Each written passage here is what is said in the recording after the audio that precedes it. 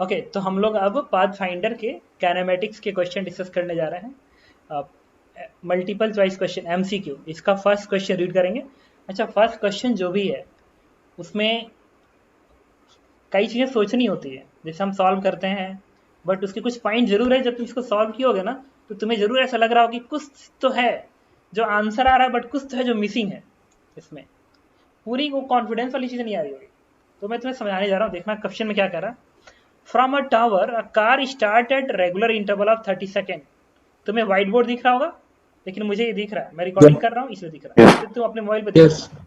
From a town, a car start at regular interval of 30 seconds and run toward another town with constant speed 60 km per hour. Okay, तब हम white board पे town बना लेते हैं। और कोई भी डाउट होगा प्लीज बताना जरूर, हल्का से भी हो, क्योंकि देखो तुम्हें भी समझना है इसमें, और सही मामले में देखो तो मुझे भी समझना है, क्योंकि हो सकता है कि कोई चीज़ मैं भी मिस करूँ। तो तुम क्वेश्चन क्लियरली पूछना, एकदम हल्का सी भी लगे इफ एंड बट ना, पूछना जरूर। Excuse me, sir. हाँ, सर मैंने सर अभी ट्राई नहीं किया सर, मैंने आज फर्स्ट टाइम ज्वाइन किया है, तो सर मैं सॉल्यूशन देखूं? देख लोगे तो क्या नुकसान है, तुम्हारी मर्जी। Okay sir. Sir excuse me, एक चीज पूछना था। हाँ, सर हमें जो मतलब चैप्टर जिसकी काइनेमेटिक्स ये सब आपकी यूट्यूब में जो आपकी वीडियोस डाल रहे हैं उससे ओके, तो कह रहा है कि ये स्टेशन ये है और ये स्टेशन बी है। स्टेशन ए से 30 सेकेंड के अंतर पे 30 सेकेंड के अंतर पे कार निकल रही है, स्पीड है 60 किलोमीटर पर आवर। ठीक है, तो अब फिर कह रहा है कि अगले लाइन पढ़ता हूं। At some point of time, some point of time, ये अंडरलाइन है, all car simultaneously have to reduce speed 40 kilometre per hour due to the bad weather condition. जब वेदर खराब हो रहा है तो स्पीड 40 हो जा रहा है। What will be the time interval between the arrival of the car at the second town during the bad weather? कह रहा है कि ड्यूरिंग, फिर अंदर है ड्यूरिंग बैड वेदर में, जब वेदर खराब चल रहा है उस समय पे सेकेंड टाउन पे जो कार पहुंच रही है उनका इंटरवल क्या क्या होगा। तो देखो, तो एक काम करते हैं ना, सबसे पहले हम मान लेते हैं कि गुड वेदर है, अभी वेदर वेदर अच्छा है।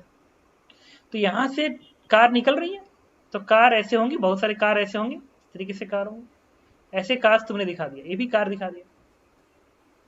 अब देखो, अगर 30 सेकेंड का अंतर है और स्पीड है 60 का, स्पीड है 60 का, और 30 सेकेंड का गैप है, इसका मतलब दो कार के बीच की जो दूरी होनी चाहिए, डिस्टेंस, तो 60 इंटू 30 ये होना चाहिए।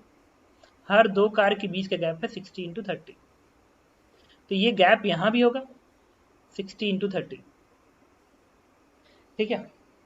अच्छा, एक दिन वेदर खराब हुआ, तो जिस दिन सर वेदर, हाँ sir excuse me, 60 sir kilometre पर 30 आवर तो में है 60। किलोमीटर पर आवर में तो है। हाँ हाँ सर, यूनिट सर तो ये तो हम लोग सेकंड में है, हाँ। तो 60 किलोमीटर पर सेकंड। ठीक है, सर 5/10 से कोई दिक्कत नहीं। अब सर वो वैसे भी कैंसिल हो जाना है। वो कैंसिल हो जाएगा डायमेंशन। ठीक है, ठीक है, तो इधर तुम इसको चेंज कर लो मीटर पर सेकेंड में, ठीक है, अदरवाइज ये कैंसिल हो जाएगा। जब मैं डिवाइड करेंगे ना फिर से तो कैंसिल हो जाएगा। तो मान लो 60 इंटू 30 है और ये 60 टू 30 है। अब एक दिन बैड वेदर आता है। अच्छा, जब बैड वेदर होगा तो सबकी स्पीड 40 हो जाएगी, लेकिन ये जरूरी नहीं है कि ये जो कार हो, ये कार सही में उस जिस वक्त बैड वेदर शुरू हुआ उस वक्त ये कार एग्जैक्टली टाउन बी में पहुंच गया हो सकता है कोई टाउन बी में जस्ट रीच कर रहा हो, या हो सकता है कभी ना पहुंचा हो, कुछ भी हो सकता है। तो जब कुछ भी हो सकता है तो हम अपने मन से कुछ भी मान ले। तो बैड वेदर अब आया, जब बैड वेदर आया तो फिर ये सारी स्पीड एक साथ 40 हो गई, एक साथ 40 हो गई। और ये जो डिस्टेंस होगा ये जरूरी नहीं कि 60 इंटू 30 हो, इसको अपने मन से मैंने x मान लिया, x मान लिया इसलिए क्योंकि हो सकता है कि एक कार पहुंच गया हो उस टाउन में, अभी दूसरा कार सामने दिख रहा हो, तो जब पहला वाला कार यहाँ पे होगा तो दूसरे कार के बीच के गैप 60 इंटू 30 की यूनिट में जाएगा। लेकिन अगर ये पहुंच गया हो और अभी इसका 30 सेकेंड पूरा ना हो रहा है यहाँ पहुंचने में, तो बीच के गैप x मान लेंगे, इसको भी 40 मानो। अब सारी स्पीड 40 हो जाएंगे, लेकिन इनके बीच का जो गैप होगा ना, ये गैप अभी भी 60 इंटू 30 रहेगा, अभी भी 60 इंटू 30 रहेगा। क्यों? क्योंकि गुड वेदर में सब निकले थे, गुड वेदर में सब निकले थे, और जब बैड वेदर हुआ तो सबकी स्पीड इतनी हो गई, सबकी स्पीड इतनी हो गई। तो बीच का जो गैप है, बीच का गैप वो तो अभी भी 60 इंटू 30 है। अब एक क्वेश्चन इधर भी आएगा अभी बाद में कि अब बैड वेदर चल रहा है तो उसमें जब कार यहाँ से निकलेंगी तो क्वेश्चन में कहा गया है कि सारे कार की स्पीड एक साथ 40 हो जाएगी। तो जब बैड वेदर शुरू होगा तो इधर के कार के बीच का गैप वो 16:30 नहीं रहेगी, 30 सेकेंड के अंतर पे निकलेंगे कार यहाँ से। लेकिन अब की बार गैप जब बैड वेदर शुरू होगा ना तो इधर का गैप 14:30 होने लगेगी। ऐसा डाउट होगा कहीं भी तो बताना मुझसे जरूर। लेकिन अभी मैं इस साइड की बात कर रहा हूँ, बी साइड की। तो अगर हम बी साइड पे हम बात कर रहे हैं तो बी साइड में जैसे ही बैड वेदर स्टार्ट हुआ ये एक्स है, स्पीड 40 हो गया। तो कितना टाइम लगेगा इसको यहाँ से यहाँ तक जाने में? ये जो टाइम टी लगना चाहिए दैट इज 40/x, ये लगना चाहिए कार 1 को यहाँ पे जाने में। अच्छा, कार 2 को यहाँ पे जाने में कितना टाइम लगेगा? Let's this is T2। तो T2 क्या लिखोगे? ये 60:30 है, ये x है, तो 60:30 प्लस x डिवाइड बाई 40 लगना चाहिए। ये जो कार है इस कार को यहाँ से यहाँ तक जाने में कितना समय लगेगा? That is T3। 60:30 और प्लस 16:30 मतलब इसका ट्वाइस करोगे, और ये दूरी x है एंड दैट इज 40। ऐसे ही ये जितना भी ये गैप वाले कार है उनका तो टाइम आने लगेगा। तो कोई पूछे कि ये कार इस टाइम पहुंचा, अब इस कार के बीच का गैप, क्वेश्चन क्या कहता था? बैड वेदर शुरू होने के बाद दो कार के बीच का टाइम इंटरवल का गैप क्या होगा? अंडरलाइन है, बैड वेदर शुरू हुआ तो दो कार, ये कार और ये कार के बीच का गैप कितना है, टाइम इंटरवल ये कितना है, तो इसी से सब्ट्रैक्ट कर दो।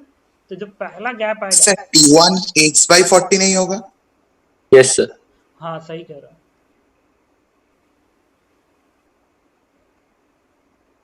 ठीक है, तो डेल्टा टी क्या आएगा? डेल्टा टी के लिए इसमें से सब्ट्रैक्ट कर दो तो एक्स एक्स कट जाएगा और दिस बाई दिस आएगा, बचेगा। तो 60 × 30 डिवाइड बाई 40, तो वैल्यू विल बी 45 ना, तो 45 सेकेंड यस सर। ये आ जाएगा। सिमिलरली यहाँ पे डेल्टा टी निकालो, डेल्टा टी, तो इसमें से घटाओगे तो एक्स एक्स कटेगा और इसमें से ये घटेगा तो एक ही बचेगा, 60 × 30 डिवाइड बाई 40, अगेन 45 सेकेंड। इसका मतलब जब बैड वेदर शुरू हो रहा है ना तो यहाँ पे जो कार आ रहे हैं उन दो कार के बीच का गैप 45 सेकेंड आ रहा है। ये इस पे डिपेंड नहीं कर रहा है, ये इस पे डिपेंड नहीं कर रहा है कि ये x पहले 16 × 30 था कि x था। अच्छा, ये तो मैंने इस इधर का जान गया कि इधर बी टाउन के विषय में हम समझ लिए कि बी टाउन में जो कार पहुंचेंगे उनका गैप आएगा 45 सेकेंड। लेकिन ये तो 45 सेकेंड उनके लिए रहेगा ना जिनके लिए दो कार के बीच का गैप 16 × 30 चलेगा। तो यहाँ मान लो लेट्स यहां तक जो है ये गुड वेदर वाले कार थे जो गुड वेदर में निकले थे, लेकिन जब बैड वेदर वाले कार निकलेंगे तो गैप चेंज हो जाएगा, वो गैप चेंज हो जाएगा। तो ये जो गैप बनेगा बैड वेदर के साथ वो गैप बनेगा कितना? 40 की स्पीड होगी ना, तो 40 × 30 अभी हो गया, फिर 40 × 30। ठीक है, और अगर बैड वेदर सही नहीं हुआ, अगर बैड वेदर फिर सही हो गया और गुड वेदर बन गया तो फिर ये स्पीड फिर हो जाएगी 60 × 60। तो ये जो दूरी है 40 × 30, ये टाइम क्या आएगा? अब गुड वेदर के टाइम पे चल रहा है, आएगा 40 × 30 डिवाइड बाई 60, ये आ जाएगा 20 सेकेंड। 20 सेकेंड आएगा, सुनते रहना अभी। फिर अचानक से क्या हुआ? बैड वेदर आ गया, बैड वेदर आ गया तो बी टाउन पे जब पहुंचेगा बैड वेदर में, ये बैड वेदर जो निकलेंगे तो 40 × 30 फिर स्पीड 40 रहेगी ना, तो गैप क्या आएगा? अगेन 30 सेकेंड का आएगा। तो लेकिन क्वेश्चन में आंसर उन्होंने क्या दिया है? 45 सेकेंड दिया है। 45 सेकेंड ये इसलिए दिया है क्योंकि टाउन ए और टाउन बी के बीच का गैप मान लो बहुत ज्यादा है, बहुत ज्यादा है। अगर वो किलोमीटर में मान लो 50 किलोमीटर है बीच का गैप और यहाँ पे इंटरवल सेकेंड में चल रहा है, सेकेंड में चल रहा है, सेकेंड में। तो यहाँ पे कोई ऑब्जर्वर अगर खड़ा है और वो ऑब्जर्व करे ऐसे, तो 45 सेकेंड बाद ऑब्जर्व कर रहा है ना, 45 सेकेंड का लिमिट देखो कितना कम है। हाँ अभी डिस्कस करते हैं 45 सेकेंड का लिमिट कितना कम है। ठीक है, तो ये जो गुड वेदर वाले निकले हैं स्पेशली उसी को ही इधर मेजर करेगा, तो टाइम क्या आएगा? 45 सेकेंड आएगा। और एक और बात, इस गुड वेदर में जो कार निकले थे, गुड वेदर में जो कार निकले थे, अगर बीच में भी कई बार bad weather good weather bad weather good weather आता तभी भी ये इंटरवल यहाँ पे जो इंटरवल पहुंचता है वो 45 सेकेंड रहता, क्योंकि मान लो बैड वेदर हुआ तो 40 × 40 तो गैप अभी भी 16 × 30 का रहेगा, जो एक बार गुड वेदर में निकले थे, फिर जब हो गई 60 into 60, फिर ये गैप अभी भी वही रहेगा। लेकिन क्वेश्चन पूछा था बैड वेदर में कार पहुंचेंगे, तो जब बैड वेदर में पहुंचेंगे तो फिर ये 40 into 40 हो जाएगी, तो फिर टाइम गैप अगेन 45 सेकेंड आएगा। अच्छा, तो मैं ये बस कहना चाह रहा था कि जो कार यहाँ से गुड वेदर में निकले होंगे, ठीक है, जब यहाँ पे वो बैड वेदर में पहुंचेंगे तो उनके बीच का गैप 45 सेकंड होगा। अब पूछो तुम क्या पूछ रहे थे? सर वो लास्ट वाला नहीं आया सर, वो 20 सेकंड वाला। 20 सेकंड वाला, ये इस तरीके से मैंने कहा ना, मान लो जो कार बैड वेदर में निकले और बैड वेदर में वहां पहुंच रहे हैं, मान लो ऐसा हुआ, कुछ कार हाँ बैड सर। वेदर में निकली, ठीक है, तो बैड वेदर में निकले और तो दूरी होगी 20 की 40 into 30 होगी। बाद में सपोज करो गुड वेदर शुरू हो गया, तो ये गैप तो अभी भी 40 into 30 ही रहेगी ना, भले ही स्पीड 60 हो गया, क्या फर्क पड़ता है, गैप तो वही हाँ रहेगी, सेम स्पीड से जा रहा है, गैप हाँ तो। सर। लेकिन अगर यही यहाँ पहुंचेंगे, मान लो ये गुड वेदर रहा, फिर बाद में बैड वेदर, कि क्वेश्चन में कहा ना कि बैड वेदर में पहुंच रहा है वहां पे, बैड वेदर में, तो जब यहाँ पे बैड वेदर में पहुंचेंगे तो इनकी स्पीड 40 हो जाएगी, 40, अच्छा 40 into 30 है ना, तो जो 20 का गैप यहाँ बनेगा, 20 का गैप यहाँ बनेगा, बैड वेदर वाला निकले, अगर बैड वेदर वाला निकल के यहाँ पे बैड वेदर में पहुंच रहे हैं, मतलब अब बीच में कितना बार बैड आया गुड आया उससे कोई मतलब नहीं है, यहाँ पे जो बैड वेदर में निकला होगा, अगर यहाँ पे बैड वेदर में पहुंचा तो टाइम गैप 30 सेकंड होगा। लेकिन यहाँ पे जो बैड वेदर में निकला होगा, यहाँ पे गुड वेदर में पहुंच रहा है, गुड वेदर में, तो फिर बीच का गैप तो वही हाँ रहेगा, लेकिन स्पीड चेंज हो चुकी होगी ना 60 की, तो ओ हाँ सर, अब आया सर, समझ में आया सर। 20 सेकेंड आएगा।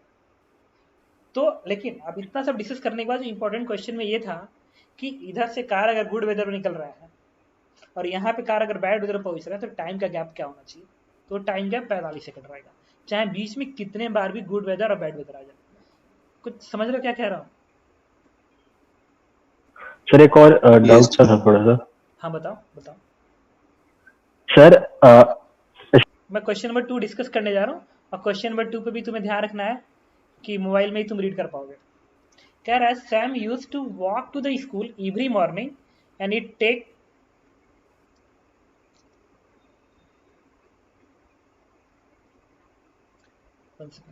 Sam used to walk to school every morning and it take 20 minutes once 20 minute.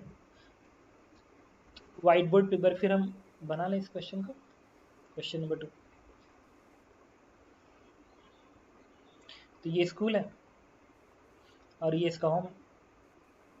कह रहा है कि ये 20 की दूरी मान लो कैप एक्स के बराबर है, ठीक है, और ये कांस्टेंट स्पीड v से चलता है यहाँ से यहाँ तक, तो 20 मिनट लग रहा है। तो क्या लिख सकते हैं, पहला equation x equals to v into 20, equation number 1 ये होना चाहिए। फिर क्या कह रहा है, once on his way he realize that he had forgotten his homework notebook at home, he knew that he continue walking to school at same speed he would be here 8 minutes before the bell। इसका मतलब ये हो गया कि यहां से अगर एक लगातार चलता तो यहाँ पे ये मान लो t बराबर 0 है से चलता, तो यहाँ पे t बराबर 20 पहुंचता, लेकिन 20 मिनट पहुंचने पे लेकिन बेल तुरंत नहीं बजता है, मतलब वो स्कूल पहले पहुंच जाता है, 8 मिनट पहले पहुंचता है, 8 मिनट पहले पहुंचता है। इसका मतलब बेल बजने का जो टाइम है, स्कूल पहुंचने का टाइम t20 है, तो बेल बजने का जो टाइम होना चाहिए वो क्या होना चाहिए, 28 मिनट होना चाहिए। 20 मिनट उसका पहुंचने का टाइम है और बेल बजने का टाइम 28 मिनट है। अब ये बीच में कुछ दूरी तय किया x0, और अब होमवर्क कॉपी भूल गया, तो फिर ये लौटेगा फिर वापिस जाएगा, अब स्कूल पहुंचा। तो अगली लाइन में क्या कह रहा है, so he went back home for the notebook and arrival his school 10 minute after the bell बजने के 10 मिनट बाद वहां पहुंचता है। If he walk all the way his used speed, what fraction of the way of the school had covered till the moment of he turn back. ठीक है, तो चलो टाइम निकाल लेते हैं, कितना टाइम लगेगा। ये x0 दूरी तय किया, फिर x0 इधर, total distance double is 2x0, ये वाला। अच्छा ना, ये एक्स नॉट है और ये क्या है, एक्स है, तो टोटल दूरी उसने कितना तय किया, नहीं एक्स नॉट ऐसे, फिर एक्स नॉट ऐसे, फिर एक्स ऐसे, ठीक है। Total distance travel is 2x not plus X, that equals to velocity v into कितना टाइम लगा भाई, 28 मिनट पे बेल बजेगी, लेकिन बेल बजने के 10 मिनट बाद वो पहुंचता है, मतलब 38 मिनट पे पहुंचा है। तो ये जो टाइम लगना चाहिए पूरा उसको 38 मिनट लगा होगा, जिसके वजह से वो 10 मिनट लेट हो गया इंटू 38। Question number 2। अब हम लोग क्या करेंगे, यहां से x की वैल्यू, v की वैल्यू उठा के यहाँ प्लेस कर दो यहाँ पे, तो इससे आंसर आ जाएगा एक्स नॉट एक्स, v की जगह पे क्या लिखोगे, x अपॉन 20, और पता करना था एक्स नॉट अपॉन एक्स का रेशियो। एक इक्वेशन सॉल्व करोगे ना तो 9 अपॉन 15 ये रेशियो आ जाएगा, जो कि आंसर है। इसमें कोई डाउट है तो बताओ, इसमें कोई भी डाउट, सर 9/20 आना चाहिए। 20, ठीक है, यस सर। सर 9.20 है। ठीक है। इसमें कोई डाउट है तो बताओ। 38 मिनट कैसे? 38 मिनट इस तरीके से ना कि क्वेश्चन में ये कहा है कि अगर ये अपने कांस्टेंट स्पीड से लगातार चल रहा होता तो बेल बजने के 8 मिनट पहले स्कूल पहुंच जाता, तो 20 मिनट में अगर यहां पहुंच रहा है, इसका मतलब 8 मिनट बाद बेल बज रहा है, तो 28 मिनट हो गया ना टोटल बेल बजने का टाइम। Yes sir. मतलब अगर t बराबर 0 पे स्टॉप वॉच ऑन होगा तो t बराबर 28 पे, घड़ी के t बराबर 28 पे बेल बजेगा, लेकिन जब वो वापिस लौट रहा है होमवर्क लेने के लिए, अब फिर जब पहुंच रहा है तो 10 मिनट बाद पहुंच रहा है, बेल बजने के 10 मिनट बाद पहुंच रहा है, तो निकला था t बराबर 0 पे ही, 38 हो गया। तो 10 मिनट और लग गया, तो 28 में 10 मिनट और, तो 38 मिनट। ओके, अच्छा एक काम तो हम लोग सेकेंड क्वेश्चन डिस्कस कर रहे हैं, थर्ड क्वेश्चन डिस्कस करने जा रहा है। ओके, थर्ड क्वेश्चन देखो, इसमें कह रहा है कि three particles ABC starts moving simultaneously with the constant velocity from three places. The starting place are collinear and that of B is somewhere in between those of A and C. तो देखो, पर फिर हमने white board बनाया, यहाँ पे A है, यहाँ पे B है और यहाँ पे C, ठीक है, और ये तीनों ही एक लाइन में है, लेकिन कोलिजन कहीं भी हो सकता है। कोलिजन के लिए जरूरी नहीं है कि इसी स्ट्रेट लाइन पे हो, कोलिजन इधर भी हो सकता है, इधर भी हो सकता है। भाई ये ऐसे चले, ये ऐसे चले टकरा गया, ये ऐसे चले, ये ऐसे चले टकरा गया, कोलिजन कहीं भी हो सकता है। और एक और चीज कह रहा है क्वेश्चन में कि बी जो है ए और सी के बीच में है, तो चलो बी को ओरिजिन मान लेते हैं, तो इसका पोजीशन वेक्टर क्या लिखोगे, लेट्स इसका पोजीशन वेक्टर मैंने आर वेक्टर मान लिया, तो ए का पोजीशन वेक्टर तुम चाहो तो बोल सकते हो एक constant minus lambda into R vector मान लिया, कोई दिक्कत नहीं। माइनस साइन बस ये बता रहा है कि ये वेक्टर इधर है तो ये वेक्टर इधर हो जाएगा, और लैम्डा ये बता रहा है कि ये जो लेंथ है इस लेंथ के किस रेशियो में है, हो सकता है एग्जैक्टली बीच में, हो सकता है बीच में ना हो, तो लैम्डा उस हिसाब से, ठीक है। ओके, बट यहाँ पे लैम्डा मस्ट भी पॉजिटिव होनी चाहिए, लैम्डा मस्ट बी पॉजिटिव, क्यों, क्योंकि मैंने आगे माइनस साइन लगा दिया।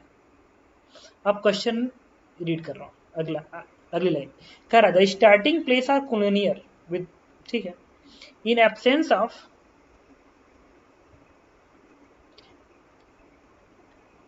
C, particle AB would be collide T1 time after the starts. AB collide करेंगे T1 टाइम। तो अब मैंने फिर चेंज किया, मान लो A इधर जाके टकराया, अब B इधर जाके ऐसे टकरा गया ऐसे, बट T1 टाइम लगा, ठीक है। मान लिया पार्टिकल A की वेलोसिटी VA वेक्टर है, तो ये जो VA वेक्टर लेकिन वेलोसिटी कांस्टेंट है, तो ये ऐसे चलेगा और ये ऐसे चलेगा, तो T1 टाइम में ये कितना, कौन सा वेक्टर अटेंड करेगा, VA वेक्टर इंटू T1, और ये कौन सा वेक्टर अटेंड करेगा, तो VB vector into T1, velocity into time is the displacement. अच्छा, इस वेक्टर में अगर मैं इस वेक्टर को जोड़ दूं तो ये वेक्टर आएगा, ये वेक्टर, इस वेक्टर में इस वेक्टर को जोड़ूंगा तो ये वेक्टर आएगा। तो क्या लिख सकते हो, V vector T1 is equal to VA vector T1 minus lambda into R vector लिख सकते हो। This vector plus this vector equals to this vector. अब यहां से चाहूं तो मैं निकाल सकता हूं VB vector VA vector minus VB vector, इसको इधर भेज दो, इसको इधर भेज दो, और T1 कॉमन आएगा, तो ये बन जाएगा lambda R vector divide by T1, equation number 1 ये लिख दिया। सिमिलरली अगला लाइन में ये कह रहा है कि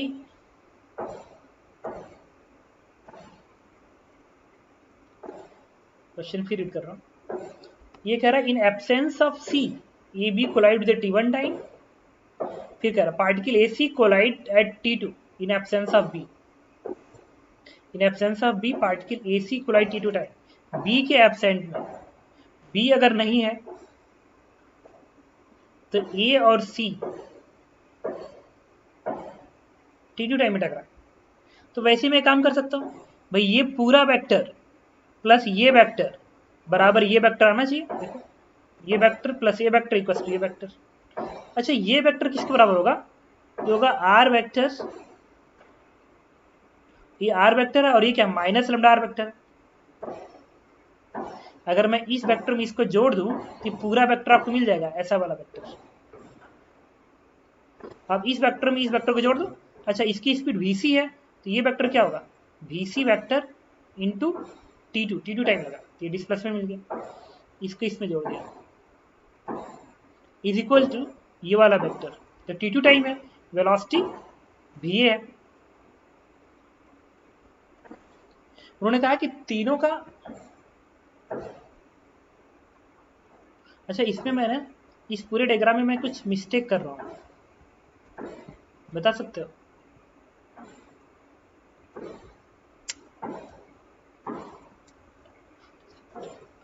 कोई मुझे मिस्टेक बता सकता है, ये पार्टिकल मैंने ऐसे मिलाया इस तरीके से, लिखा VA वेक्टर ऑफ, क्वेश्चन में क्या लिखा हुआ था,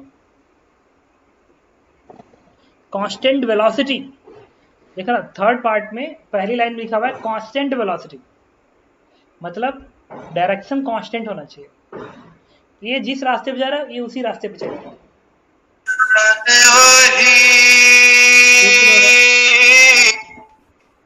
बंद करोगे सदियों से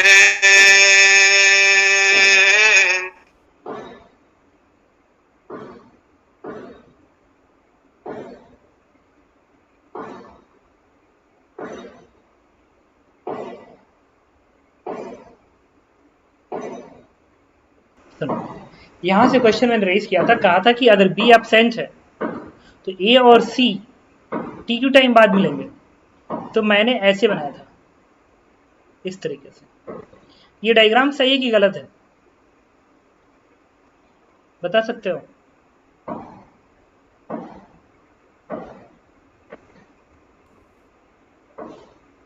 ये डायग्राम सही है, मेरी आवाज सबको आ रही होगी,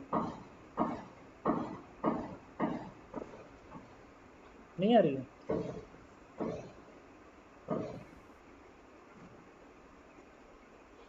एक सेकंड,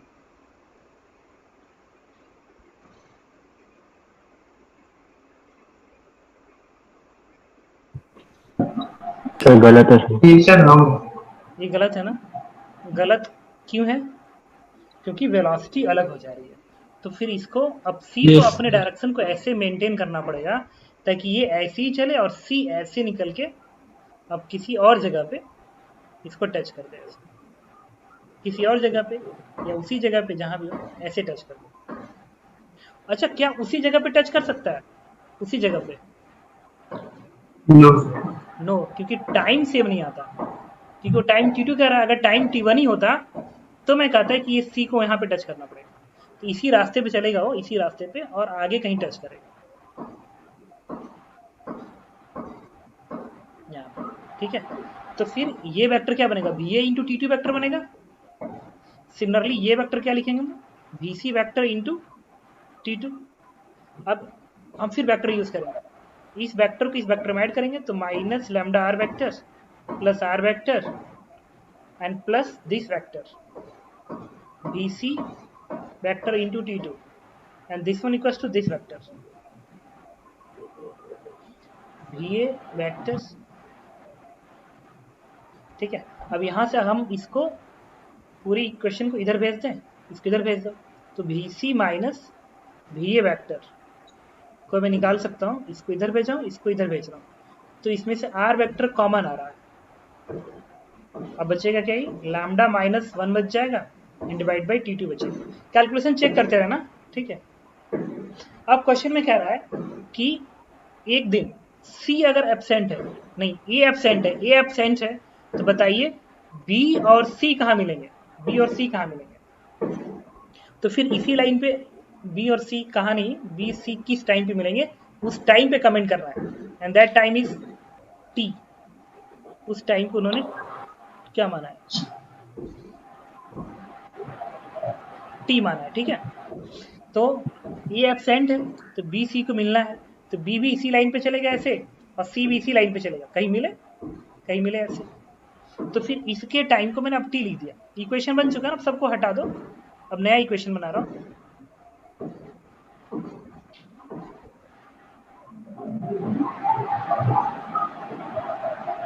माइक बंद रखना प्लीज, ये BB BC इंटू T कर दो, मैं रिपीट कर रहा हूँ, माइक बंद रखना है।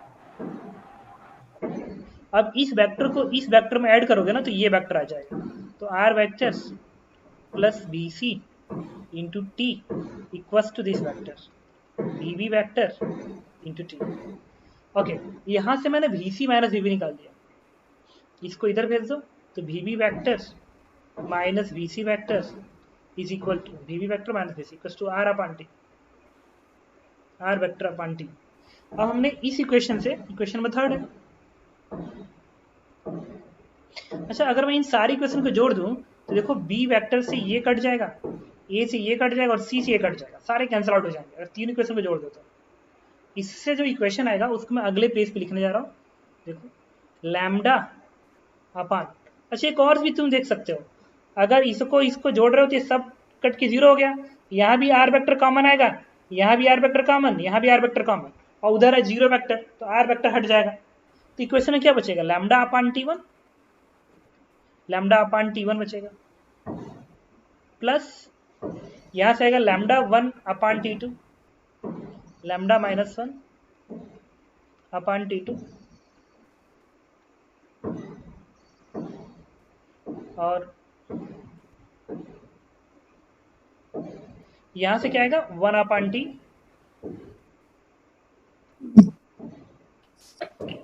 1 अपॉन T इक्वल टू 0।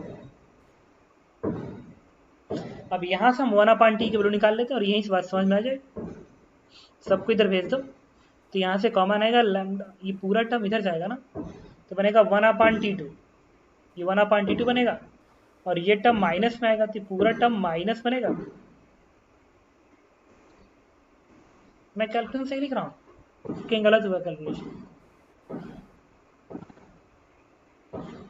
ये ऐसा लगा कैलकुलेशन गलत हो रहा है क्या, लैम्डा कॉमन निकालोगे तो 1 अपॉन T1,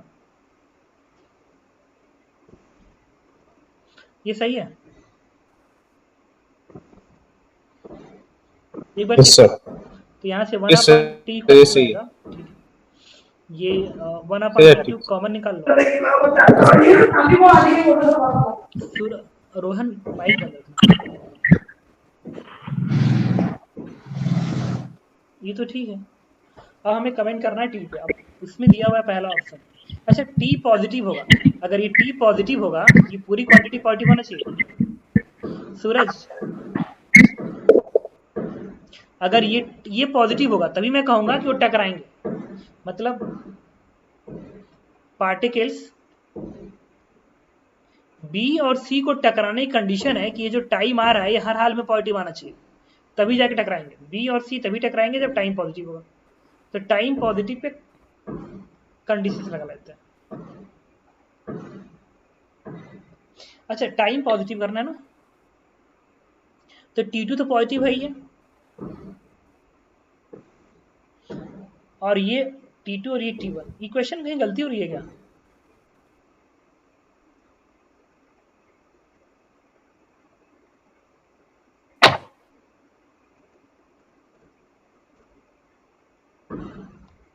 सिर्फ इक्वेशन 2 वाला थोड़ा दिक्कत हो रहा है, वो कैसे, क्या r माइनस लैम्डा टी वो वाला एक सेकेंड रुको तो, प्लस bc2। एक सेकेंड। पहले क्वेश्चन में क्या था? क्या एब्सेंट था? सी एब्सेंट था ना। तो VA T1 ये वेक्टर में मैंने इस वेक्टर में इस वेक्टर को जोड़ा था, तो ये वेक्टर बना था, ये ठीक है। फिर मैंने इसको इधर भेजा था, इसको इधर भेजा था, तो B minus B lambda R upon T1, ये ठीक है। फिर मैंने कहा था कि बी एब्सेंट है, बी एब्सेंट है, तो ये वेक्टर इतना और ये वेक्टर आर, ठीक है। उससे मैंने इस वेक्टर को जोड़ दिया, तो ये वेक्टर आ गया BA T2। तो यहाँ से मैंने इसको इधर भेजा और इसको इधर भेजेंगे तो लैम्डा वाला टर्म पॉजिटिव हो जाएगा और ये माइनस, ये ठीक है। फिर मैंने कहा कि ए एब्सेंट होगा, तो इस आर वेक्टर को मैंने इस वेक्टर में जोड़ दिया, ये वेक्टर आ गया, ये तो ठीक है। इसे क्या आएगा? BB माइनस BC, ये तो ठीक है यार। तो सबको जोड़ो तो ए से ए कट जाएगा, बी से बी कटेगा, सी से सी कटेगा, ये ठीक है। तो 0 इक्वल्स टू आर वेक्टर हट जाएगा, तो इक्वेशन में क्या बनेगा? 1 अपॉन T1 आना चाहिए, lambda 1 minus T2 1 upon T आना चाहिए, 1 अपॉन T1 लैम्डा माइनस, ठीक है। अब हमें T को पॉजिटिव करना है ना, ये पॉजिटिव होने के लिए ये equations greater than equal to 0 होना चाहिए। अगर 1 अपॉन T पॉजिटिव आ रहा है तब ये इक्वेशन होल्ड करना चाहिए। इसका मतलब 1 upon T2 should be greater than, इसको इधर भेज देते हैं, तो बनेगा lambda T1 plus T2 upon T1 T2। ये कंडीशन होल्ड है। लैम्डा पॉजिटिव क्वांटिटी है, लैम्डा पॉजिटिव क्वांटिटी है, तो क्या 1 अपॉन T2 इससे ज्यादा होगा?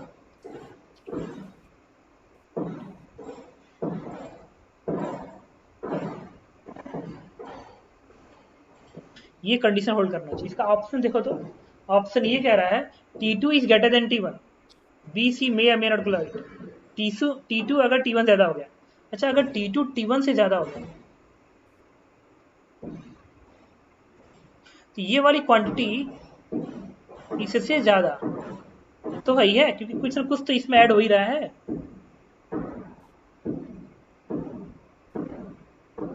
क्योंकि 1 अपॉन T2 है, लैम्डा पॉजिटिव है।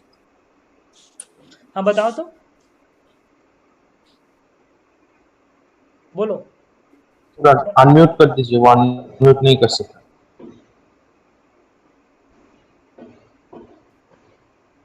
सर हाँ बोलो।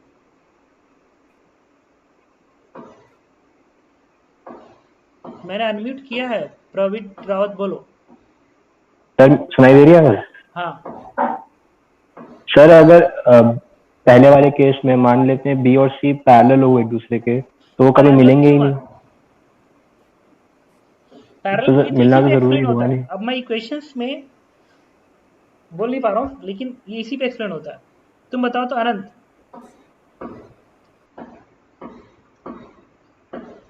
सर पहला इक्वेशन रॉन्ग होगा, ऑप्शन ए नहीं होगा। क्या कह रहा हो? सर मे बी, एकदम सही कह रहा है। ये जो वेक्टर बनेगा ना, ये जो वेक्टर बनेगा, ये वेक्टर, ये इस आर वेक्टर में आपको इस वेक्टर को ऐड करना पड़ेगा, तो ये वेक्टर इसी डायरेक्शन का होना चाहिए। वही मैं कह रहा हूँ, वहां से एक्सप्लेन क्यों नहीं हो रहा है? ये वेक्टर ऐसे होना चाहिए, और हमने इस वेक्टर को माना है माइनस लैम्डा आर वेक्टर, तो ये वेक्टर क्या होगा? Lambda R vector. ये मिस्टेक है, ठीक है। ये क्या बन जाएगा? माइनस का टर्म। अब इसे भेज दो इसको, ठीक है। बाकी ये वाला तो ठीक है, ये इक्वेशन ठीक है, ये इक्वेशन ये भी ठीक है, ठीक है। ओके, अब ठीक है, मतलब कुछ नहीं, ये माइनस लैम्डा रहेगा, और ये इक्वेशंस में मैंने क्या किया, 1 अपॉन T निकालने के लिए बाकी भी इधर भेज दिया, तो लैम्डा इज रिप्लेस हो रहा माइनस लैम्डा से, तो इक्वेशन में क्या बनेगा बताओ तो? यहाँ पे 1 अपॉन ये माइनस का टर्म इधर प्लस बनेगा, और ये माइनस लैम्डा T2 वाला पॉजिटिव बनेगा, T1 वाला नेगेटिव बन जाएगा। नहीं, ये बनेगा माइनस, यस सर। ठीक है, और ये प्लस बनेगा, देखो तो प्लस से लैम्डा 2। अब ठीक है, अब एक्सप्लेन हो जाएगा, ठीक है। अब तो यहीं से बिना इसे ग्रेटर देन किए एक्सप्लेन हो जाएगा, ठीक है। अब ऑप्शन ये कह रहा है, इसका ऑप्शन ये कह रहा है कि if T2 is greater than T1, और T को पॉजिटिव प्रूफ करना है हमें, T को हमेशा पॉजिटिव प्रूफ करना है, जबकि लैम्डा एक पॉजिटिव क्वांटिटी है और T1 T2 भी पॉजिटिव क्वांटिटी है। तो देखो, अगर T2 T1 से ज़्यादा होगा, अगर T2 T1 से ज़्यादा हुआ, अगर T2 T1 से ज़्यादा हुआ तो ये पूरी वैल्यू पॉजिटिव हो जाएगी, नहीं नेगेटिव हो जाएगी। देखो नेगेटिव। डिनोमिनेटर T2 ज़्यादा हो गया इस T1 से, तो ये वैल्यू कम हो जाएगी, तो पूरी वैल्यू नेगेटिव, ये वैल्यू नेगेटिव हो गई। तो अगर ये पूरी वैल्यू नेगेटिव हो गई और ये वैल्यू पॉजिटिव है, तो अब पॉजिटिव और नेगेटिव का सम पॉजिटिव आए, ये जरूरी नहीं है, depending on this value lambda. अगर ये लैम्डा का फैक्टर बहुत कम हो जाए, तब कहोगे कि लैम्डा इंटू माइनस का मल्टीपल इस पॉजिटिव से कम आ जाएगा और होल वैल्यू पॉजिटिव कर देगा और फिर ये 1/t को पॉजिटिव कर देगा।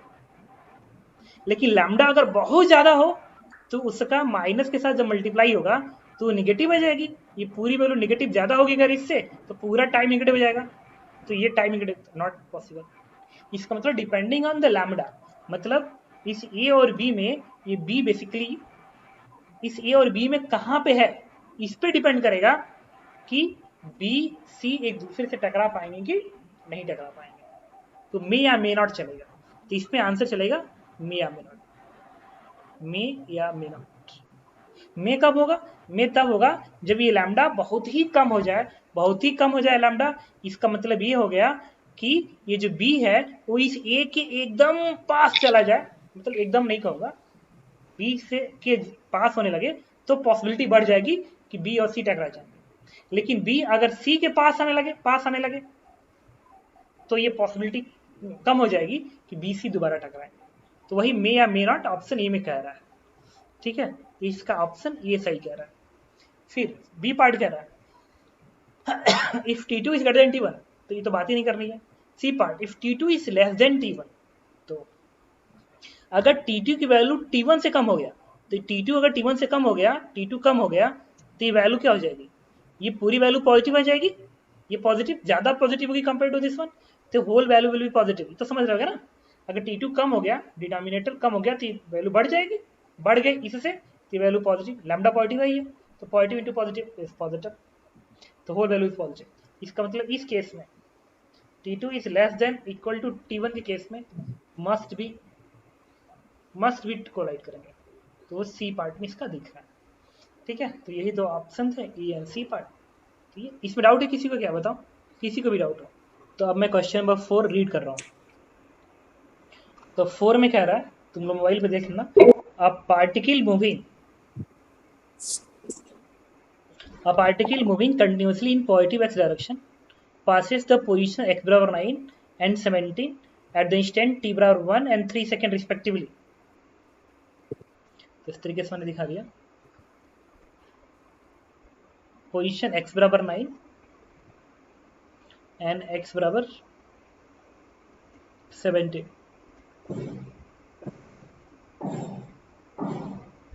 यहाँ पे 1 सेकेंड पे है, यहाँ पे 3 सेकेंड पे है। The average velocity in time interval 1 to 3 second, 1 to 3 second is equal to 0 to 6 second. तो मान लो 0 सेकेंड पे यहाँ पे एक्स नॉट पे है और 6 सेकेंड पे यहाँ पे है, इसको x मान लिया। अब कह रहा है कि average velocity in 1 to 3 second, इसके बीच की average velocity, and this one is equal to 0 to 6 second, इसके बीच की एवरेज वेलोसिटी की इक्वल है। तो एवरेज वेलोसिटी क्या होगा, displacement upon distance upon time. तो यहाँ का distance travel 17 minus 19 and divide by time 3 minus 2 it is 2 is equal to इसके बीच का डिस्प्लेसमेंट x, यहाँ का कोऑर्डिनेट यहाँ का x0 है, and divide by time interval ये 0 सेकेंड और ये 6 सेकेंड है 6 का। ये बन गया बेसिकली आपका एवरेज स्पीड। तो ये वैल्यू कितनी आएगी 17 से 9 8/2 दैट इज 4। तो यहाँ से आपका मिल गया x minus x naught is equal to 24। अच्छा, इस रीजन की एवरेज वेलोसिटी 4 है, तो मैं यहाँ पे एवरेज वेलोसिटी 4 लिख लूँ ना, अलग से समझने के लिए 4 लिख लूँ। एवरेज वेलोसिटी 4 है, इसको मैंने ऐसे एक सर्कल में कर दिया। अब ऑप्शंस पढ़ते हैं। ऑप्शन में क्या रहा है, इसका ए पार्ट क्या रहा है, इट वॉज एट x बराबर 5 एट t बराबर 0। t बराबर 0 पे x बराबर 5 पे है, t बराबर 0 पे x बराबर 5 पे। लेट्स मान लो ऐसा है, वेरीफाई करके देखते हैं। कह रहा है अगर t बराबर 0 पे, ऑप्शन एक मैं वेरीफाई कर रहा हूँ, अगर t बराबर 0 पे वो x बराबर 5 पे होता, अगर ये 5 पे होता, तो अगर यहाँ पे मैं 5 रखूं तो x नॉट क्या आना चाहिए, x नॉट आना चाहिए 90 कितना आएगा x not, sorry sir 19 sir सही तो है। x नॉट तो 5 होगा sir. x sir not x का नॉट है तो सर 5 होगा। हाँ सर x नॉट 5 होगा। तो x नॉट 5 29 है। x क्या आएगा 29। 29 मतलब 29 x को 29 कह रहा है। अच्छा, ये अगर 29 है और अगर ये 17 है, तो अगर ये 29 होता और ये 17, तो इसकी 20 की एवरेज वेलोसिटी कितनी होती, 29 माइनस पूरी होती। 17 डिवाइड बाई 3 4 दैट इज 4। ये 4 बन गया। अच्छा, और यहाँ पे ये 9 है और ये क्या है 5, देखो 5 है ना, तो 9 5 का डिफरेंस 4 और टाइम 4 इंटरवल 1 अगेन 4।